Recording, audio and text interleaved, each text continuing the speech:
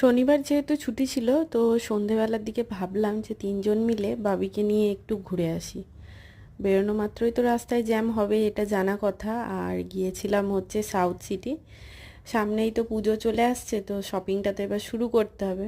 তো এইবারের পুজোর শপিংটা প্রথমে বাবির জামা কাপড় দিয়েই শুরু হোক, তারপরে না হয় আমাদের হবে। খুব ভালো ভালো কালেকশন এসছে প্যান্টালুন্সে বাচ্চাদের। তো বাবির জন্য সেখান থেকেই দুটো ড্রেস আমরা নিয়েছি পুজোতে পরবে বলে। আর আমার মেয়ে লিফট দেখে খুবই আনন্দ পায়, সেটা তোমরা জানোই। আর এখানে দেখেই বুঝতে পারছো যে ও লিফট দেখে কতটা খুশি। কি বোঝে না বোঝে আমি জানি না, কিন্তু লিফট দেখলে ওর খুব আনন্দ পায়।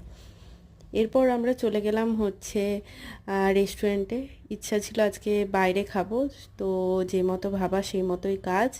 এখানে ম্যাডাম বসে বসে বদমাশি আরম্ভ করে দিয়েছে। কোনো মতেই ওর বদমাশি আমরা চাইলেও শান্ত করতে পারছিলাম না।